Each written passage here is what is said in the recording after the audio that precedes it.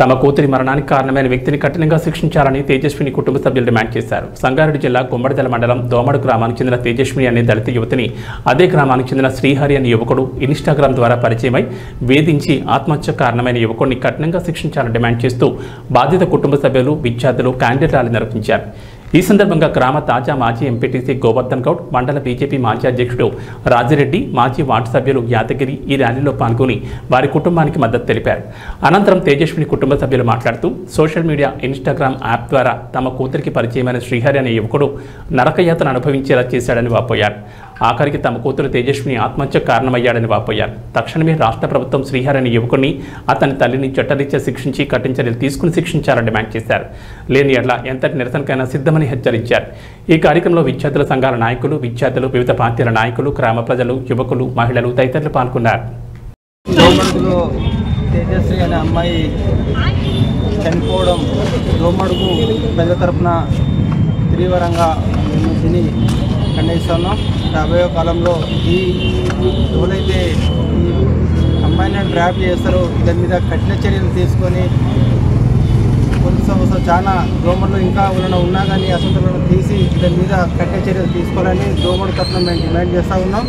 అలాగే ఎవరైనా అమ్మాయిలైనా కానీ ఇటువంటివి వచ్చినా కానీ మా దృష్టికి తీసుకొస్తే మేము కూడా పోలీసు వాళ్ళకు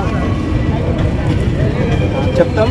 మళ్ళా ఏ తల్లిదండ్రులకైనా ఇటువంటి బాధ రావద్దు. ఏదైనా ధైర్యంగా ఏ అమ్మాయి అయినా సరే, ఎవరైనా సరే ఇటువంటి మా ఊర్లో ఇటువంటి వాళ్ళు ఉన్నా కానీ ధైర్యంగా చెప్తే మేము దాని గురించి ముంగటి కొట్లాడతాం.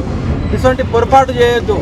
తల్లిదండ్రులు ఎంతో పెంచి పెద్ద చేసి వాళ్ళ మీద ఎన్నో కళలు కానీ ఎంతో ఉన్నత స్థాయికి తీసుకుపోవాలని తల్లిదండ్రుల కోరిక ఉంటుంది. అటువంటి తల్లిదండ్రులను ఈరోజు ఇట్లా బాధ చేయకూడదని నేను మనస్ఫూర్తిగా కోరుకుంటూ, మళ్ళా ఇప్పుడు వెంటనే ఈ అబ్బాయిని వీళ్ళు ఏ అయితే ఈ బాధితుడి మీద కఠినంగా చర్య తీసుకోవాలి. అదేవిధంగా తల్లి గిట ఎన్నిసార్లు పాపకు ఫోన్ చేసిందో నేను డైరెక్ట్ మాట్లాడినా. పాపతో తల్లి చాలాసారి ఫోన్ చేసి నా ఇంటికి వచ్చేసే అన్నది. ఏ తల్లి అట్లా మాట్లాడకూడదు. ఏదన్నా ఉంటే చెప్పాలి, అట్లా కాదు ఇట్లా కాదు. కానీ ఇలా పూర్తి బాధ్యత తల్లి ఉంది. తల్లి గిట చట్టపరమైన చర్య తీసుకొని వెంటనే ఆమె జైలు పంపించాలి.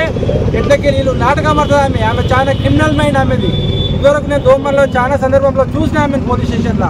ఆమె మీద వాళ్ళ కొడుకులు కావాలని హాస్పిటల్లో జాయిన్ చేసి ఒక డ్రామా అల్లుతుంది.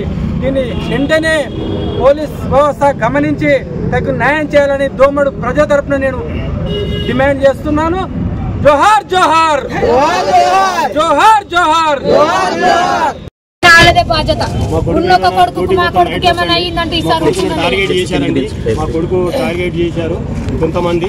మా కొడుకు ఏమైనా మా పిల్లని ఇట్లా మా కొడుకు కూడా జాగ్రత్త ఉండాలి. మా కొడుకుకి అయితే ఏం కావద్దు. మా పిల్ల పోయింది, మా పిల్ల తగ్గట్టు మళ్ళీ మా కొడుకుకి ఏమైనా చేసిరు అనుకో, ఇప్పుడు ఇదే వదిలేస్తే మా కొడుకు మాకు ఇల్లు మునుగుతుంది.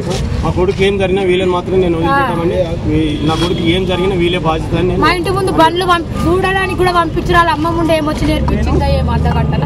మా బిడ్డ మనస్పారానికి గురయ్యి 4 అంతస్తులు మేము ఉంటేనే ఎక్కుతుంది, లేకపోతే ఎక్కదు. మేము ఇల్లు కట్టినాం కానీ ఏనాడు నా బిడ్డ మీదకి ఎక్కాలి. మొన్న నైట్ 8 గంటలకు ఎక్కిందంటే మనస్తాపానికి గురయ్యింది. మా కడుపు కొత్త మిగిలిసింది. మా కొడుకు ఏమైనా అయిందంటే మేము ఇప్పుడు మా బిడ్డ పట్టించుకోకపోతే మా కొడుకు ఏమైనా అవుతుంది. మీరంతా చర్య తీసుకోవాలి. దోమడు గ్రామ ప్రజల తరఫు తేజస్వికి జరిగిన అన్యాయం మరొక కుటుంబానికి జరగకుండా, మరి ఇలాంటి పాపలు బలైత ఉంటే నిజంగా చాలా బాధాకరం ఉన్నది. ఎందుకంటే ప్రతి ఇంట్లో ఒక ఆడపిల్ల పుట్టుతుంది.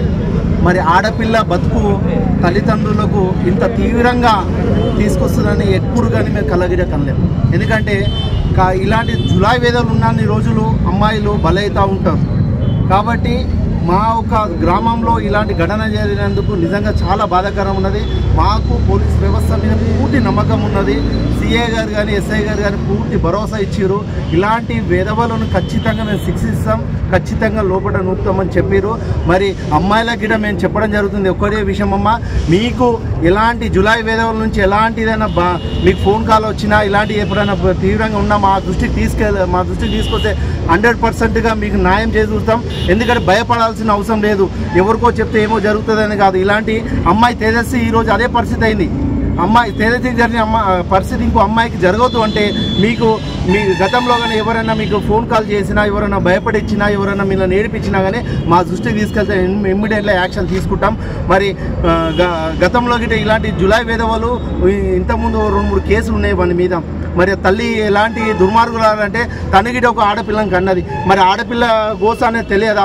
ఒక ఇంటికి జరిగిన గోస ఇంకో ఇంటికి జరుగుతుంది, నీ ఇంటికి జరుగుతుంది, ఇలానే ఉంటుందా? మరి ఆ ఇంటికి నిజంగా ఏమి ఇచ్చినా వాళ్ళకి ఏం చేయగలుగుతాం? వాళ్ళ ఇంటికి ఏం చేయగలుగుతాం?